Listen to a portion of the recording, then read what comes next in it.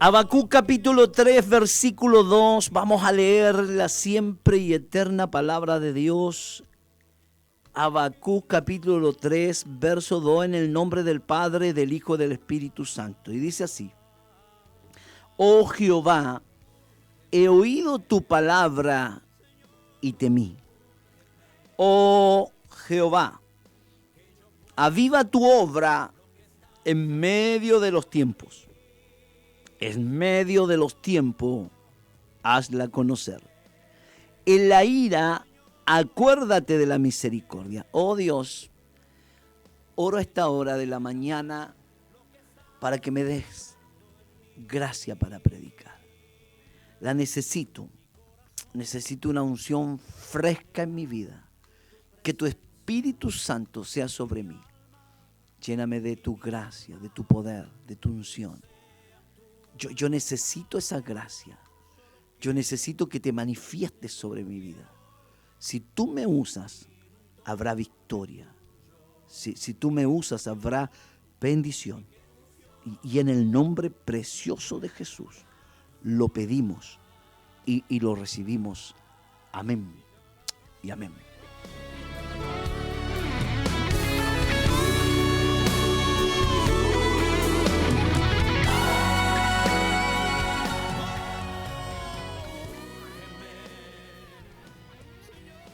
Oh Jehová, dice el profeta, he oído tu palabra y temí. Hay una versión que dice: Señor, he oído de las obras, de los hechos que hiciste en los tiempos antiguos. Y me llegó, no de profundo temor, de profundo respeto, reverencia, al ver las grandes obras. Cuando yo oí tu palabra, de que tú abriste el mar rojo, y de que tú hiciste cruzar al pueblo en seco. Cuando yo oí tu palabra de que derribaste los muros de Jericó, y tu pueblo conquistó esa ciudad que estaba cerrada y bien cerrada. Nadie entraba y nadie salía. Cuando yo oí tu palabra, Señor, de que fuiste capaz de parar el sol y detuviste la luna en el valle de Ascalón, me llené de profundo respeto, temor. Cuando oí tu palabra, que fuiste capaz de librar a un hombre del horno de fuego, y te paseaste con esos 3 muchachos, y cuando salieron, Señor, vivos, sin olor a humo, no había signo de fuego en ellos. Me llené de profundo temor, de profunda reverencia y respeto cuando oí tu palabra, oh Dios. Temí, tuve ese temor reverente. Oh Jehová, aviva tu obra en medio de los tiempos. Una versión dice: Señor, vuelve a hacer las obras que hiciste ayer en este tiempo para que las conozcamos. Lo que tú hiciste ayer, vuelve a hacerlo hoy. Vuelve a abrir el mar rojo. Vuelve a derribar los muros. Vuelve a caminar con tus hijos en medio de las llamas del horno de fuego. Vuelve a tapar boca de leones. Lo que está pidiendo Habacuc es un avivamiento. Lo que está pidiendo Habacuc es que ese poder que descendió ayer vuelva a descender hoy. Comenzamos ayer un tema sobre avivamiento y hablamos un poco de este avivamiento de la calle Azusa que comenzó el 9 de abril del 1906, allá en San Francisco, en California, y cómo el Espíritu Santo fue capaz de avivar a esa generación, trayendo un terremoto espiritual donde muchas cientos y miles de almas fueron salvadas. Y examinamos un poco qué tenían esos creyentes. que necesitamos hoy nosotros. ¿Qué tenían esos creyentes de la calle Azusa? Y ahí hay por lo menos 5 puntos, ¿cierto?, que podemos responder. Y dijimos el primer punto, solamente hoy voy a pasar, ¿cierto?, un repaso cortito para que nos dé el tiempo. Por ejemplo, los hombres y las mujeres de la calle Azusa vivían bajo un impulso que se llama hambre de Dios. Si está en casita, diga conmigo, hambre de Dios. Nunca una sociedad, un individuo, una congregación, un hombre de ministerio, un pastor, con el respeto que merece un obispo, un presbítero, nunca va a experimentar un avivamiento si no tiene ese impulso que se llama el hambre de Dios. Es fácil fingir tener hambre, pero cuando tú tienes hambre, la Biblia dice que al hambriento hasta lo amargo es dulce. El saciado desprecia, menosprecia el panal de miel, pero el hambriento, dice la palabra, hasta lo amargo es dulce. Entonces es ese impulso de hambre, no del saciado, porque el saciado menosprecia el panal de miel. Pero el hombre que tiene hambre disfruta la presencia de Dios, disfruta los cultos, disfruta los cánticos, disfruta la palabra, disfruta el devocional, disfruta yendo a la casa de Dios. Hoy día pretendemos tener un avivamiento sin hambre. No existe un verdadero avivamiento si no tenemos hambre de conocer a Dios. Hambre de oír de la palabra de Dios, pero también hambre, escúcheme bien, de conocer a Dios. No solo de oír, sino de tener un encuentro más íntimo, más personal con Él. Conocer al Señor en su plenitud. De ahí viene el término, el evangelio completo o el evangelio en plenitud. Yo creo que algunos han escuchado el término del evangelio completo, ya que habla justamente de eso, de conocer a Dios en su magnitud, que Él es un Dios que sana, Él es un Dios que salva, Él es un Dios que responde, Él es un Dios que perdona, Él es un Dios que pronto viene a buscarnos. Un evangelio completo. Pero tenemos que tener hambre.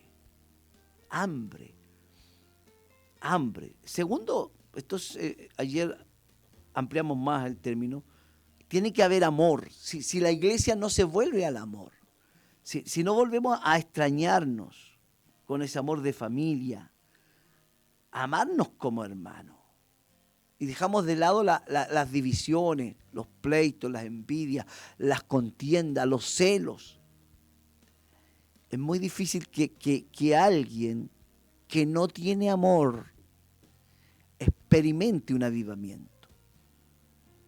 Porque una de las señales de un hijo de Dios es como Jesús dijo, ¿en qué se conocerán que son mis discípulos? En que os améis unos a otros. ¿En qué se conoce un hijo de Dios? Que ama a su hermano.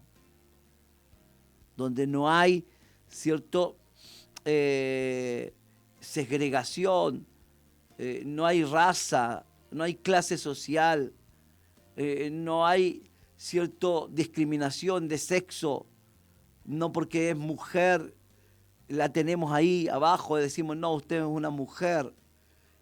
Donde entre hombre y mujer no hay diferencia, no porque alguien tiene una mejor situación económica, no es el idioma, no por los estudios que tiene una persona. Cuando viene el avivamiento es cuando nos valoramos todos, es cuando nos amamos todos, es cuando estamos todos a decirle al Señor, Señor, hemos entendido el mensaje del amor. Recordamos también ayer que en Asbury el predicador fue un muchacho joven y no predicó un mensaje encendido, lleno de fuego, como diríamos en nuestra jelga pentecostal, sino fue un mensaje de amor. Pero ese mensaje de amor que trajo, ese mensaje de amor trajo arrepentimiento, ese mensaje de amor trajo, ¿cierto? Convicción de pecado, donde no es un amor fingido, no es un amor de labios para afuera, no es decir te amo, pero no estoy dispuesto a compartir. Me encanta lo que dice el apóstol Pablo: el que robaba no robe más, sino que trabaje con sus propias manos para que pueda compartir con el que padece necesidad. Está la visión de compartir. No todo lo que gano yo en mi sueldo es para mí. Le doy lo que a Dios le corresponde, porque no es mío, es de Dios. Pero también tengo que compartir con el que sufre, con el que tiene necesidad, con aquel que es pobre. Queremos un avivamiento y a veces somos indiferentes y nos hemos vuelto egoístas. Solo pensamos en nuestras visiones. Nos gusta hablar de nuestros proyectos, que escuchen nuestros proyectos, que sepan que Dios nos ha bendecido, pero no nos gusta escuchar a otros de sus proyectos. No nos gusta escuchar cuando nos cuentan que Dios lo ha bendecido. Nos gusta que nos ayuden, pero no nos gusta ayudar. La segunda señal de los hermanos de la calle Azusa era una señal de amor. Vamos con la tercera señal, porque ahora, ¿cierto? Empezamos el tema de hoy. Era una entrega a la Biblia como la palabra de Dios. O sea, ellos decían: la Biblia es la palabra de Dios, vamos a obedecerla, vamos a respetarla, vamos a honrarla. En este tiempo escucho predicadores, algunos amigos míos, que dicen: ¿sabías que la Biblia tiene muchos errores? Y que a través de los años, los manuscritos y la Biblia que nosotros tenemos no es la palabra de Dios. Y yo digo: qué ignorancia. Porque a lo mejor puede que haya extraído algún dato, ¿cierto?, de algún lugar, de alguna fuente. Pero qué ignorancia. Porque si yo hoy día niego que la Biblia es la palabra de Dios, entonces todo lo que aprendí, todo lo que entendí una vez, todo lo que me cercioré, todo lo que me convencí, todo lo que leí, toda mi base es un error. ¿Se da cuenta de esto? Todo es un error. Porque tendría que decir, como algunos dicen, bueno, es que la Biblia contiene la palabra de Dios, pero no es la palabra de Dios. Y ese jueguito de decir, contiene la palabra de Dios, entonces tú vas a tener que decidir cuál es y cuál no es palabra de Dios. No, la Biblia es la palabra de Dios. Estos primeros pentecostales de la calle Azusa no tenían la experiencia porque querían tenerla. No es que ellos buscaban experiencia. Ellos buscaban al Dios de la palabra. ¿Cierto? Ahora, claro que siempre cuando hay experiencia hay énfasis desmedido. Por eso que nosotros no podemos fundamentar una predicación sobre una experiencia. Yo conté algo el domingo en la mañana, en la reunión de la mañana, porque en la noche del sábado el Señor me dio un sueño con mi madre. Ella partió a la presencia de Dios a los 78 años, la pastora Alicia Hernández Riquelme. Y yo tuve un sueño con ella el 2 de marzo, hace muy poco. Y el sueño lo tuve este sábado. Y cuando ella venía, estábamos acá en la iglesia y venía a nuestras conferencias. Venía muy hermosa, muy linda, arreglada. Y yo decía, deje abrazarla, no es un espíritu, no, esto es real. Y ahí estábamos, le recibíamos. Algunas personas ahí en la puerta del templo, que ahora es el casino. Y se aproveche, cuénteme, ¿cómo es el cielo? ¿Cómo es Jesús? ¿Lo vio? Y me decía, Jesús es el templo y el resplandor. Jesús es el templo y el resplandor. Cuando desperté me fui a la Biblia, Apocalipsis 21, el verso 22 dice, y la ciudad no tiene necesidad de templo porque Jesús es el templo, el Cordero de Dios es el templo, Dios mismo es su templo. Y no tiene necesidad de luz porque Él es el resplandor. Tuve un sueño, una experiencia, pero la experiencia tiene que estar de acuerdo con la palabra y estaba completamente de acuerdo con la palabra. O sea, las experiencias no desplazan la palabra. Entonces la gente que estaba en la calle Azusa y tenían una experiencia personal con Dios, siempre veían si esa experiencia se hallaba dentro de los límites de la palabra. Ellos creían que el Espíritu no va en contra de su palabra. Porque hay lugares donde dicen, estamos en avivamiento, estamos en avivamiento, pero hay cosas que aparecen que son antibíblicas.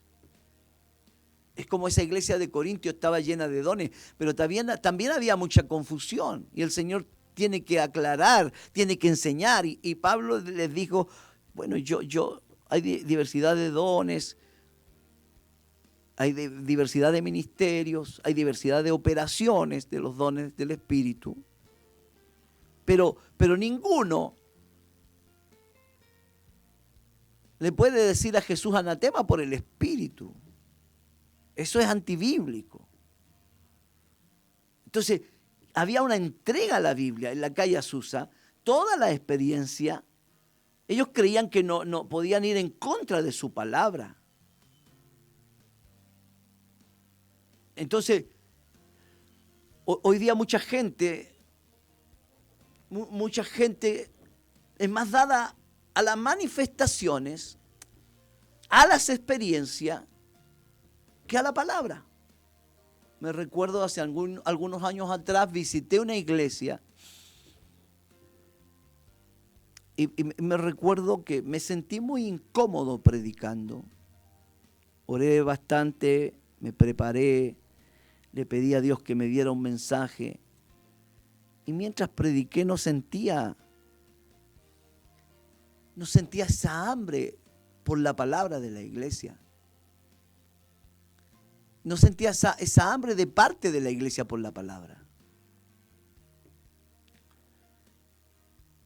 La cosa es que cuando terminé de predicar y tomó el encargado, no sé si era el pastor, ya no me recuerdo, hizo cantar.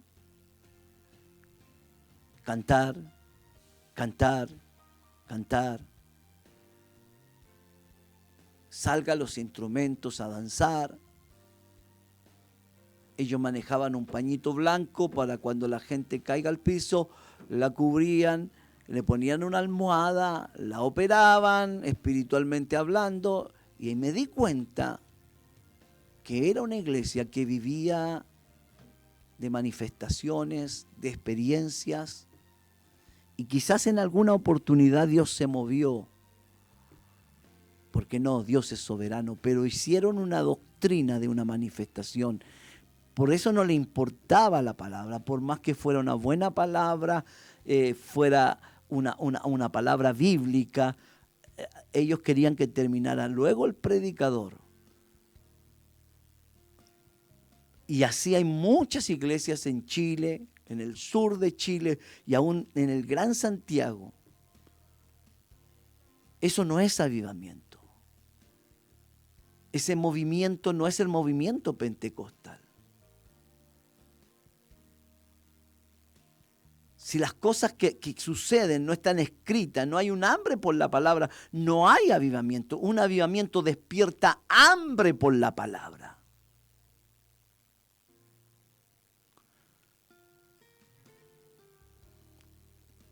Entonces,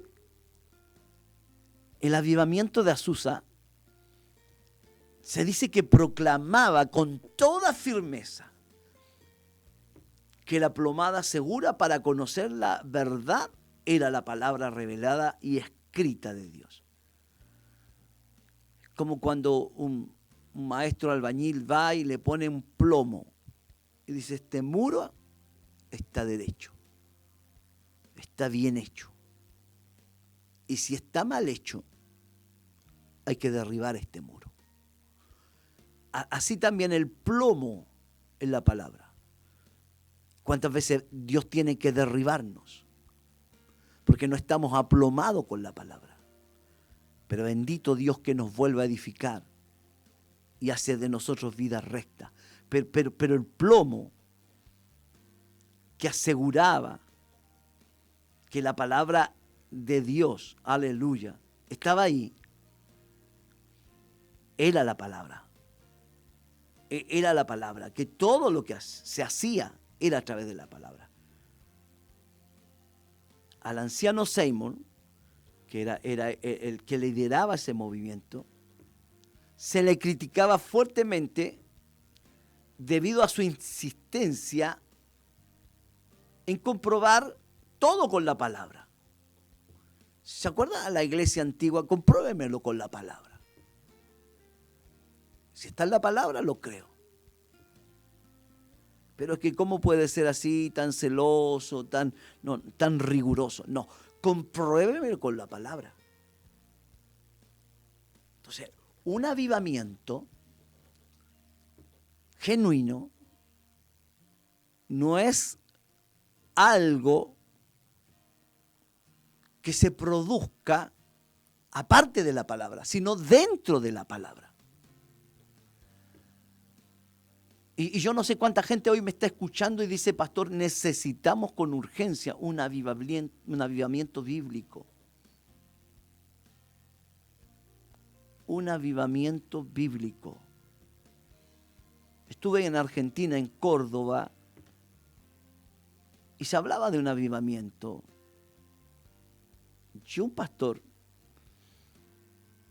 me dijo que los adultos se sentían niños, se sentaban en la rodilla de los otros, le hacían cariño, llevaban autitos y por los pasillos de la iglesia dejaban caer la baba y llevaban babero y a gu.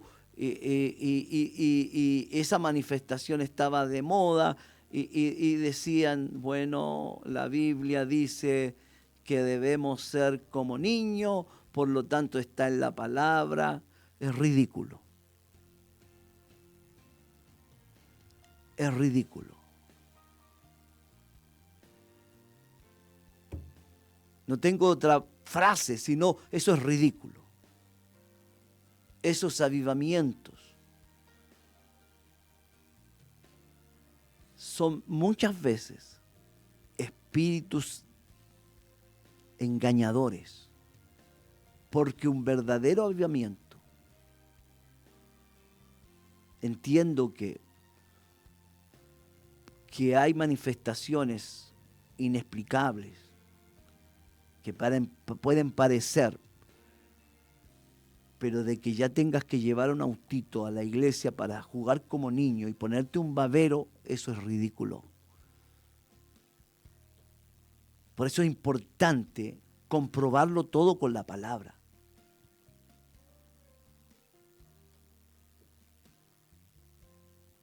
Entonces, un verdadero avivamiento y una iglesia que experimentó este avivamiento en la calle Azusa era una iglesia que amaba la palabra.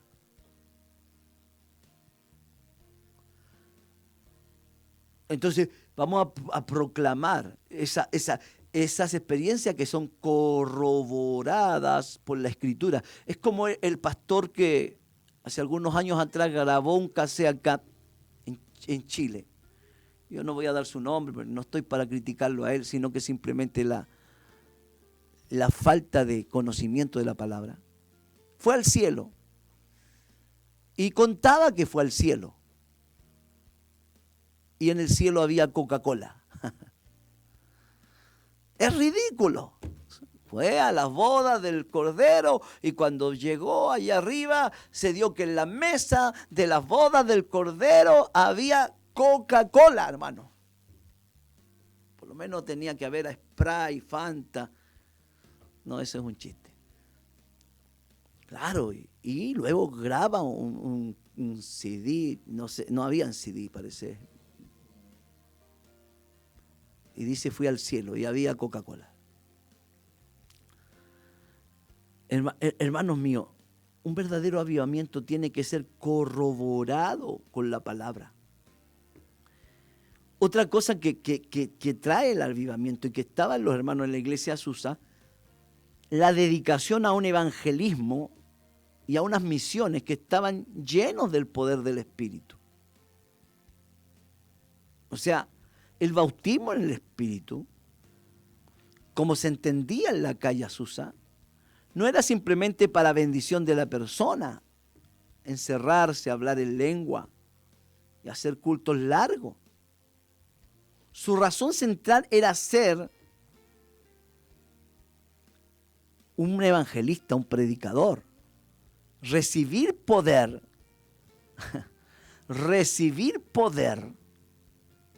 para servir. Hoy gente que dice estamos en avivamiento y están como extasiados en la adoración, en una burbuja de adoración, de alabanza.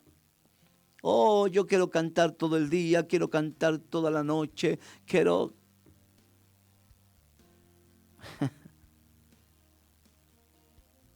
No, cuando viene el avivamiento es para llenarte, es para servir, para predicar, para tener compasión. No es para encerrarse en una iglesia a adorar. Te sientes comprometido, deudor de las almas que están sin salvación. Tú no puedes quedarte. Te llenó el Señor, recibiste poder para servir. Esa distinción se vuelve tan vital, hermano, cuando vemos como hoy día hay quienes buscando al Espíritu por la experiencia en sí misma y no para tener una fortaleza, para ser renovados, sino porque quieren tener una experiencia. No.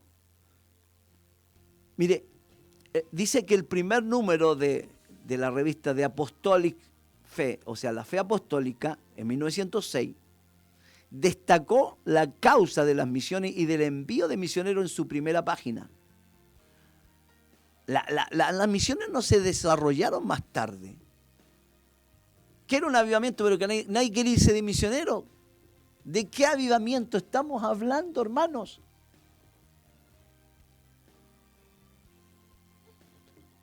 Un verdadero avivamiento nos va a llevar a hacer misiones.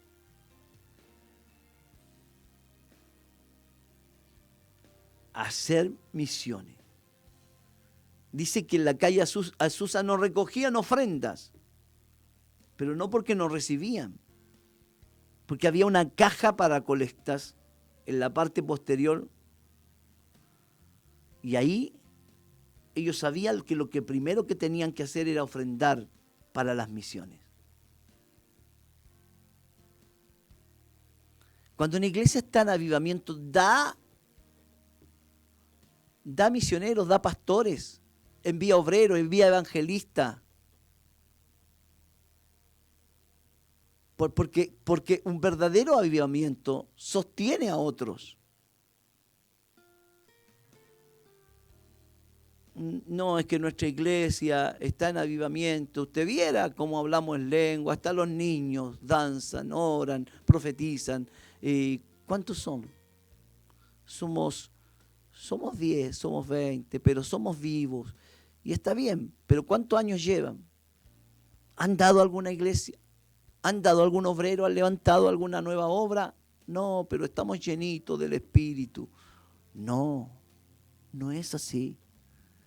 En un avivamiento tienen que nacer nuevos obreros, nuevos pastores, donde la gente no tiene un corazón hacia el mundo, como el de Dios, tampoco tiene su presencia. Donde la gente no tiene un corazón hacia el mundo, como el corazón de Dios, tampoco tiene su presencia. Hay gente que dice, yo puedo hablar de avivamiento porque en la iglesia, hace 20 años atrás, vivimos un avivamiento. Nunca creció la iglesia. Los niños, claro, que hablaron en lengua, claro, que algún enfermito sanó, pero nunca enviaron algún misionero, algún pastor, alguna nueva iglesia. Nada.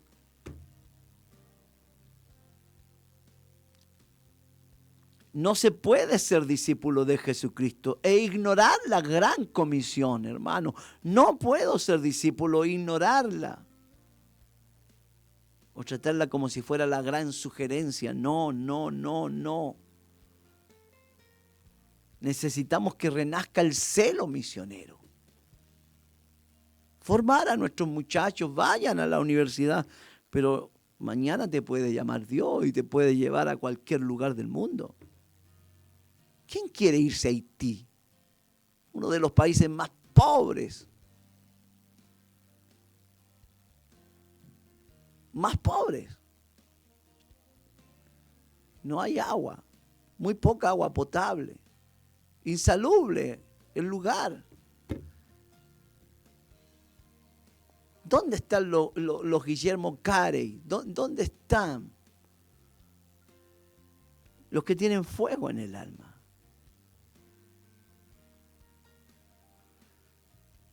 Hoy día muchas iglesias pentecostales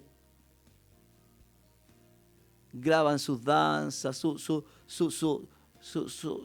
hermanitos danzando. Le encanta publicar que en la iglesia se danza.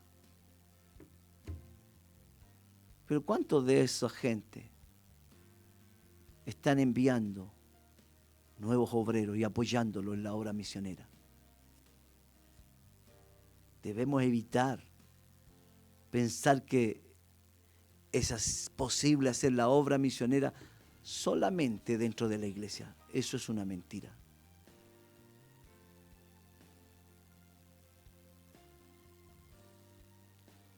Un avivamiento trae gente generosa que da recursos para levantar la obra, para apoyar la obra.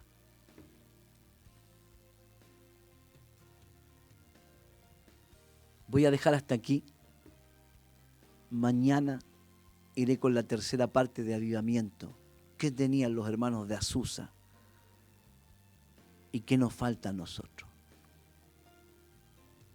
Padre, te agradezco porque he podido hablar de esta palabra.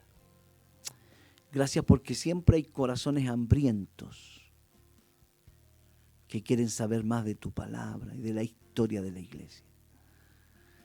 A mí me sirve, Señor, porque la plomada divina está ahí para ver cómo estoy realmente delante de ti. Dame siempre tu gracia. Y bendice a nuestros auditores que están a través de las distintas plataformas. Hermanos, reciban la bendición y en el nombre de Jesús, reciban la bendición. Y la iglesia me dice un amén bien fuerte. Amén y amén.